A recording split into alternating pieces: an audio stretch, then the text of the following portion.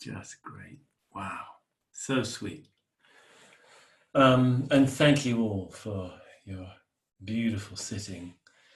It's really, really such an honor to be with you all. And thank you especially Valerie for such a powerful, clear, sort of moment enlivening and, I don't know, beautiful talk. Thank you. That blade of grass that kills, the same blade of grass that gives life. Oh man. Of course, I'm sure everybody, here's the blade of grass, ha ha ha, here's the blade of grass. Doesn't, when we see it, it doesn't really matter what it is. Every phenomenon is that blade of grass. Oh, it's beautiful, beautiful, beautiful. Okay, so let's take a look at what questions have come in. Please feel free to throw any more in if you want. Have there been any recent koans, say in the last 100 years? Any from Western Zen masters? I mean, it depends who you ask. I think there are people who have tried to do that, add koans. I mean, to be honest, if you do the full Sambo Zen curriculum, so to speak, of koans, if you work through all the koans that are in our tradition, which admittedly is a little bit longer than some others, because we do 5 classic books of koans, and as our lineage is a kind of hybrid of Rinzai and Soto, it's got transmission in both streams. We have we do have a slightly longer, perhaps, I mean, I'm not 100% sure of this, but I think it's slightly longer than some other systems with koans, because we've got actually a couple of books that are more classically in the Rinzai and a couple of books that are more classically in the Soto lineage, although it's true the Soto lineage doesn't use koans in the same way as the Rinzai. So if you put it all together, apparently the number is something like 670. I tried to figure it out once myself. I didn't get quite as high a number as that, but anyway, whatever it is, it's a whole hell of a lot. Do we really need any more? And granted, added to which, probably most of the teachers in Sambo Zen have done them all on the whole more than once, and certainly, I mean, you may start your training as a teacher having done them only once, but in the course of that training, you'll be for sure doing them again. Do we want any more? That's one question. The second question is, some people say that, life presents koans. And, you could understand that in different ways. One would be that, in a sense, any phenomenon can sort of act like a koan, in the sense that any single phenomenon is that very blade of grass that both kills, meaning reveals, or can reveal, true emptiness, that it itself is empty and the one who experiences it is empty. Any phenomenon can do that. So if that's your working definition of a koan, kind of, any phenomenon can be a koan. Or if your definition is that there's got to be some kind of horns of a dilemma type of thing, so that you can't resolve, those come up in life. How do you resolve, if you're a parent, a child in great suffering? How do you live with that as a parent? And of course, you don't have to be a parent to be in that kind of a situation where someone we love dearly, is suffering extremely or going down a path that can only lead to suffering. And we so don't want them to. We so want to rescue them, pull them back from it, and we can't. How do we resolve that? That's another way of looking at a koan, is it's an unresolvable situation. And the purpose of a koan is actually to, get us prong us on the horns of a dilemma that we cannot resolve. And somehow through that impossibility of resolution, they can push us into something beyond opposites, beyond duality, beyond this and that. When this and that can't work together, they can push us beyond to something that is both this and both that. It's another way of looking at them. The answer to the question is there have been, but I'm not that interested in them. I mean, Robert Aitken Roshi wrote a book of koans. I don't like it, actually. I wasn't really convinced they were true koans. They seemed a little bit contrived, artificial to me. And I'd much rather read his take on classical koans. I think there's enough of them. Okay, can you please say more about Dogen's shine the light inside? Is this to study the self or help the boundaries outer and inner fade? Oh, great question. Also, I mean, not that the last question was great as well. All great questions. Yeah, I mean, actually, it's often attributed to Dogen. It's in his Shobogenzo. It's in the fascicle called. Oh no, I can't, have I really forgotten? The Genjo Koan, I think. He says, no, maybe it's in the Fukan Zazengi. Yeah, the general recommendation of Zazen for all people.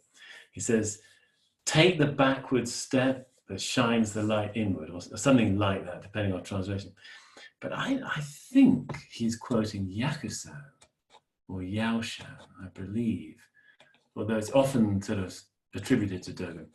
But yeah, I mean, I think you can take this on different levels. One would be when we meditate, we can actually literally take the gaze, the attention, from outward things and look, for example, down into the hara. Follow the breath. It's a kind of looking. And it's a backward step in the classic yogic sense of, I think they call it pratyahara, sensory withdrawal. You pull in, like the tortoise pulling in, or the turtle pulling in. It's 6 protuberances. That's the 4 limbs, the head and the tail. We have our 6 senses.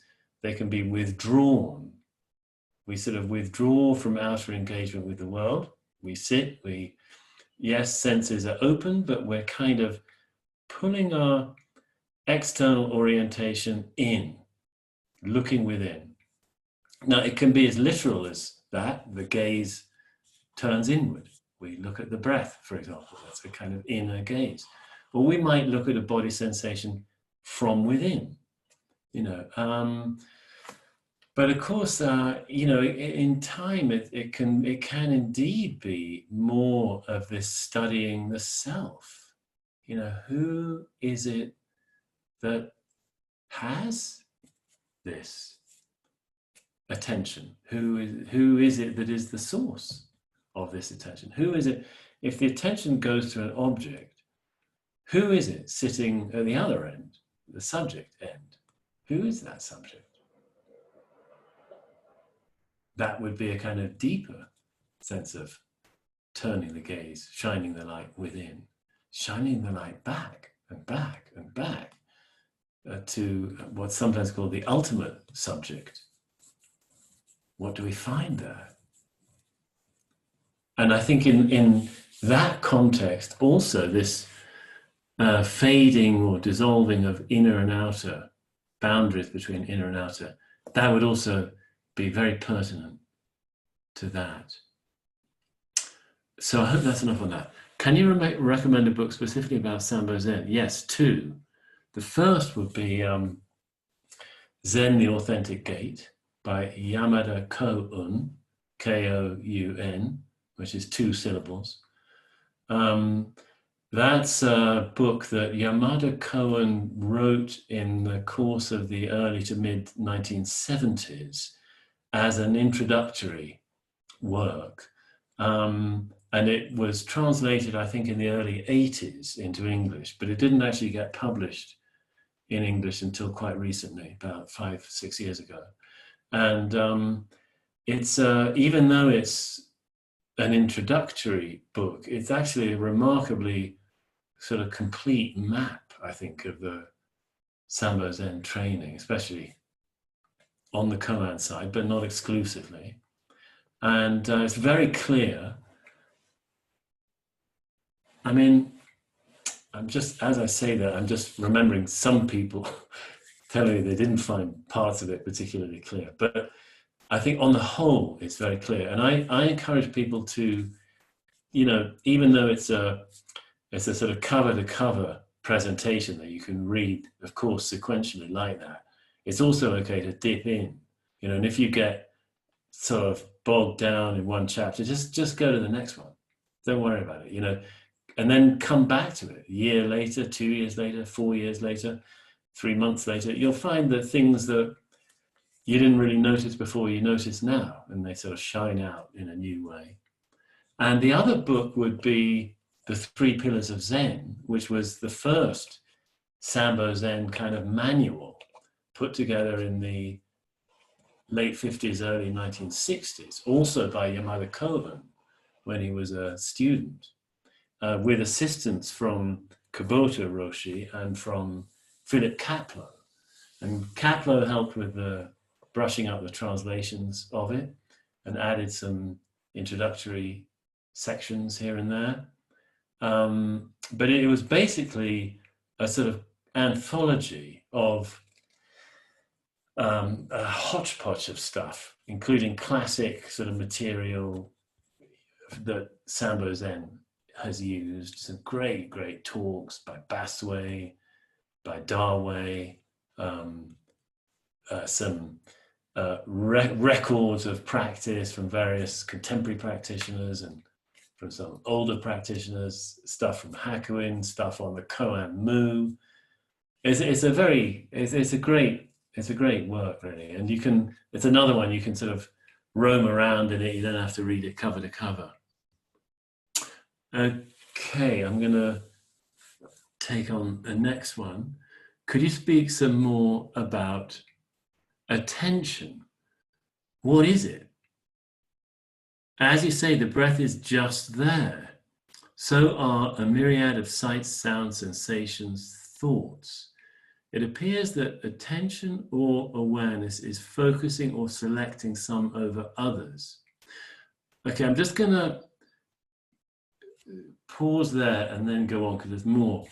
Yeah, I mean, this is one of these things that can get a little confusing, actually, when you read around and get different guidance and different schools of Buddhism and meditation. You could say Joseph Goldstein, for example, in his wonderful long set of talks on the 4 Foundations of Mindfulness Sutra, 46 talks. It's a really great body of work there. You can find them online, but he says a few times in them, talking about mindfulness, it can be focused and it can be broad. In other words, sometimes we zone in on the breath or some other object. We might target the foot, the left big toe. I mean, whatever. We can do narrow focus, focused attention, sometimes it's called. and it can be more open, broad, open to the whole field of body sensation, open even to the whole of present moment awareness. And he sort of suggests that we need to, or we would do well to learn for ourselves when we're doing a bit too much of one or the other. You know, we can be so lasered in on something, and you know, that can lead to deep absorption, and that's great. But other times we may just keep bouncing out and get very distracted and a lot of thoughts. Maybe at such a time it's better to go broad and just let yourself feel your legs and your seat and your arms, and you know, or dwell in soundscape, you know, something like that. And then you come back into whatever your focused attention practice might be. So that is I mean, I think in a way the question describes a reality that there is, you know, basically there's essentially when sitting is four senses really are active. Is sort of touch, pressure, contact. In other words, you know, body sensation, primarily tactile. But then there's also internal body sensations of various kinds. So we could call that feel. There's sounds and there's sight. Those are the three main external, primarily external senses. And then the fourth sense that's obviously often active in Buddhist understanding is mental activity. In other words, seeing objects in the mind, images, hearing objects in the mind, in other words, internal talk. So we have thoughts and the thinking of them, just as we have seeing and the seeing of sights and the hearing of sounds, and the feeling of external of body sensations. So those four tend to be the primary ones. There may be smell a little bit, and there may be taste is probably rather rare while meditating. So all of them are active. All of them could have a multiplicity of objects arising in them. We are free to, I mean, follow whatever, we follow whatever our practice guidelines are, sometimes to zone in on one object within one of those sense channels, sometimes to be open to many objects within one channel, and so on. And there are different ways of practicing with different intentions and different sort of outcomes. But they're all in service of developing more awareness of the present moment, residing more comfortably, consistently in the present moment, which in turn, if you go by the old scheme of the 7 factors of awakening, leads to being more curious about present moment experience, which leads to being more energized and motivated in our practice, more on the trail of discovery, which leads to finding delight, just sort of raw pleasure in being, which leads to finding more sweet calmness. And that leads to more absorption, concentration, samadhi. That leads to equanimity, kind of blessed state of welcome. And that leads to awakening. Now that's an old scheme. And Zen, on the whole, in some ways, defined itself by tearing it up. You don't need these steps. Any one of those steps is a doorway. Okay, I'm going to carry on with this. Also, could you comment on the phenomenon of being aware of thought versus being in trance or lost in a story? Exactly. In my experience, it's like being completely absorbed in a movie and suddenly, for no apparent reason, becoming aware that I'm watching a movie. What is happening there? Well, that's exactly right. That's a very good description. That's what happens. This is why, it is actually sort of an importantly valuable thing to do this becoming aware of thought, because we precisely, if we can see a thought arise as a voice in the mind, a speech in the mind, or as an image in the mind, or as a combination of the two, no problem with just watching a thought arise. But what tends to happen, thoughts have this incredible power to entrance us, to enchant us. And that is in a sense, the sort of, can I say, opposite of being in present moment awareness. We've lost present moment awareness when that's happened, when other language, mindfulness has gone, because we've got picked up by the train of thought and we don't know it. And at a certain point, suddenly, we're off the train. Whoa, I've gone 5 stations down the line. I didn't even realize it, Now, so this is, yes, it is a cultivation over time in a gentle way of being gradually, I would probably say never perfectly, but slightly better at noticing when the train's pulling into the station and not necessarily getting on it. Or when we've got on it, realizing, whoa, I'm on a train, okay, and getting off again. It is gradually becoming more aware of that. And that means that we're getting, well, in neurophysiological terms, we're interrupting the default mode network, which is actually a source of suffering. The default mode, I mean, you can read about it online. I don't need to explain it. Probably many of you already know about it anyway. I'm sure most of you, nearly all of you would. I mean, it's in a sense, it's the, I think neurologically, you could call it one of the engines of our suffering, is that we get into these trains of thought about the past and the future. It's, like I said, you can easily find out about this, but it's the source of regret and anxiety. And being able to notice it is really an empowering and important thing.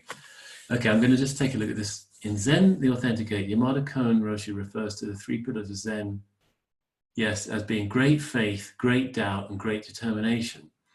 Could you offer your thoughts on great doubt? I'm finding his explanation a bit hard to understand. He doesn't seem to be using doubt in the usual sense. That's exactly right. This term great doubt is not like the doubt that is the 5th hindrance. That the doubt of the 5th hindrance is doubt in practice, doubt in our capacity for practice, doubt in our school's capacity to actually offer some help. It's doubt in what on earth am I doing here? Why am I bothering with this meditation thing? And doubt is, of all the hindrances, it's thought to be the most insidious because it sneakily tries to get us to stop practicing, or maybe not so sneakily. But this doubt, great doubt, is really different. It means doubting everything. It means something more like Descartes' doubt, where you question, what do I really know? What can I actually rely on as something I really know?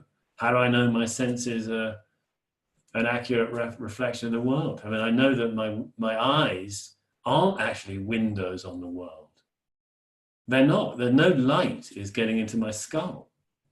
It's so intuitive to feel that I'm looking out at the world. But I mean, we're simply not. And same thing with ears. It's so intuitive to feel that I've got these little, auditory openings that tell me what sounds are going on in the world. They're really going on, and somehow they're getting into my skull, and it's not like that. There's this, I can't remember the machinery, but it's extremely fine-tuned machinery, the inner ear. Is it some sort of liquid with tiny little bones floating in it, and they whatever, and they're creating neurological impulses, signals that are getting interpreted, and it's all neurology, it's all electronics and chemistry, but it doesn't seem like it. So the great Tao is questioning, what on earth can I really know, or something like that. So there's one teacher who was asked by some skeptic, but I just don't want to believe in all this meditation stuff. I want to, I really do doubt it, and so how do I live with that? And the teacher said, that's fine, by all means doubt it, but as long as you doubt everything. so this is something like that. Okay, would you mind repeating the name of the second book? Yeah, Three Pillars of Zen. Okay. Valerie, this is one for you, actually. Please give the name of that 13th century mystic again. Can you unmute yourself, Valerie? Marguerite Poirette, French Poerete, I believe. Poirette. I may have the spelling a little off. Marguerite Poirette. And there is one of the classics of her collected writings is readily available.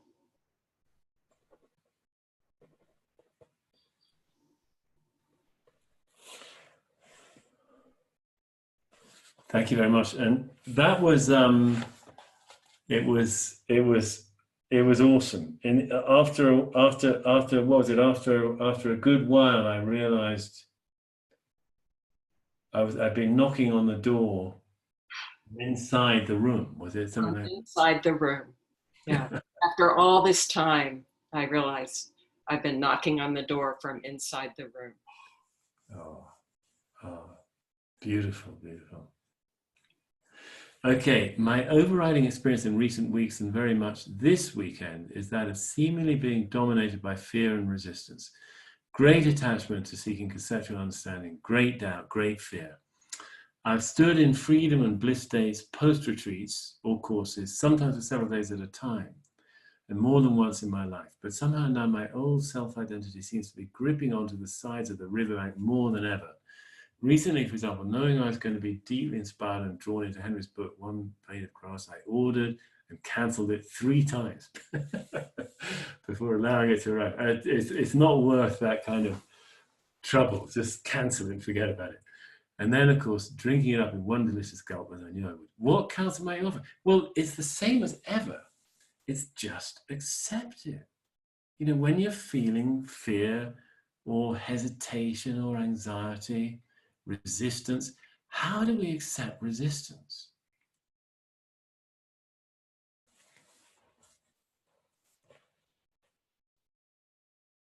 Well, you've got to find this for yourself, really. I think each of us does. But one pointer might be, we don't resist it. If resistance is coming up, don't resist it. You see what I mean? Because one of the first things we'll do as meditators, we feel we're not having the best time. It's not smooth and easy and blissful like it has been in the past. How classic is that? I had that beautiful, blissful time. Obviously, that should be arising again. Now, because it's happened before, I know it can happen. Therefore, I want it to happen now. Well, that's just classic meditation challenge. It's just what it's all about. Somehow, this moment is not how it should be. I mean, maybe I'm overstating it, and it's not, there isn't a should for you, perhaps. It's just, I'm saddened that I'm not finding the peace I had expected. It's sad. I'm disappointed. Sometimes it's frustration. Sometimes it's disappointment. So then what? Well, I'm afraid it's the same as ever. This is what's happening. All I really have to do is allow it. Now you might not agree, and I would urge you to really try it and really see if you really are allowing it, whatever state it might be that isn't the one you want.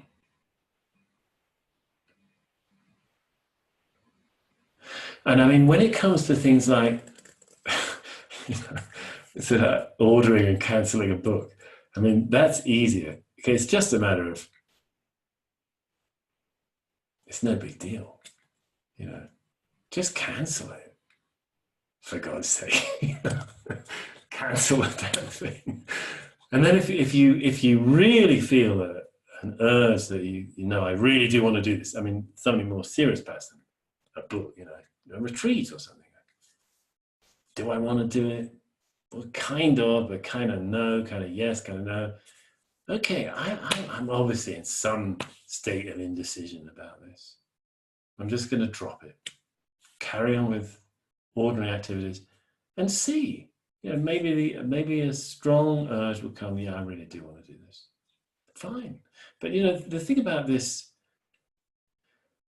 I don't know, this practice is that just by, it's not like massive change has to happen.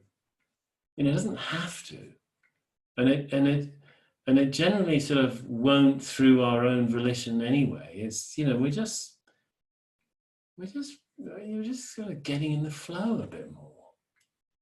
It's just doing that Taoist thing of the river, letting the current just take us.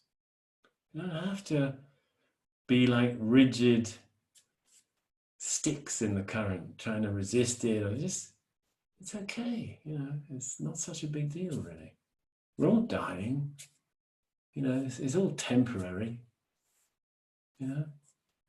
even if we're graced by some lightning flash and we discover that there's some boundless emptiness that isn't temporary. I mean, it isn't anything, it isn't actually anything.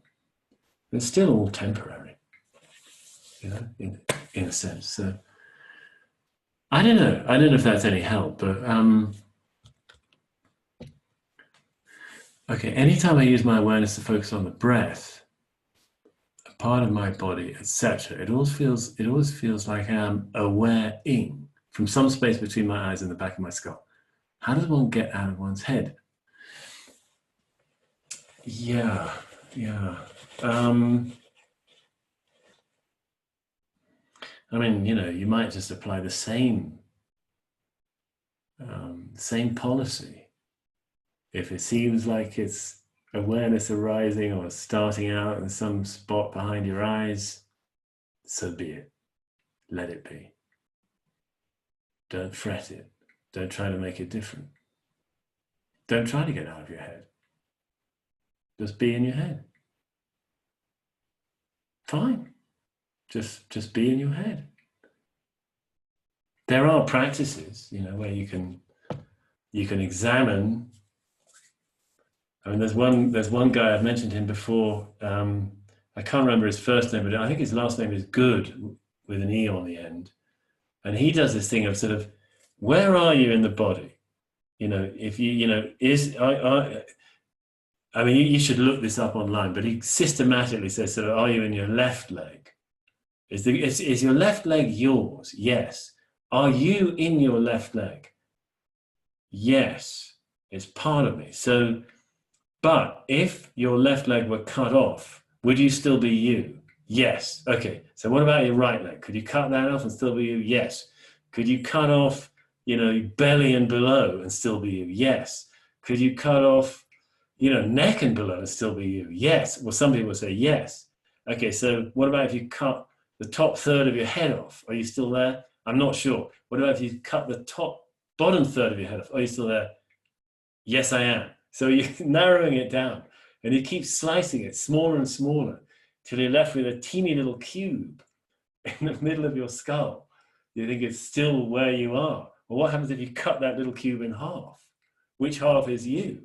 You know, and if you do this methodically, as I think it's called good, maybe somebody else knows who it is.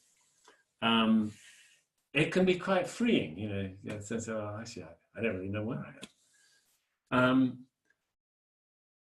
And then there's others where you just look back at who is it, you know, who is this awareness that I'm so sure I am, that has this location.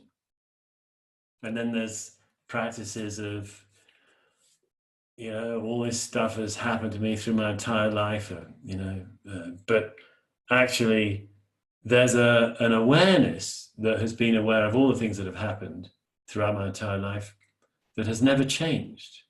It was exactly the same when you're playing in the garden as a 7-year-old as right now. What's that awareness that has never changed? So that's another, there are various practices on this kind of line. Sitting with Mu, it seems that a memory arising is not the same as a random thought that arises. Memory feels more like a pointer to something in the heart that Mu, possibly or just sitting, exposes and clarifies, leading to an opening that opens and settles on its own without me telling a story about it. Yeah, and I like this very much. Maybe a kind of release that brings clarity. Well, I would think mostly the comment I would make would be gratitude for when that happens. When we reconnect with something, some part of us, something through a memory surfacing, and it brings some sort of a sense, some kind of tenderness here.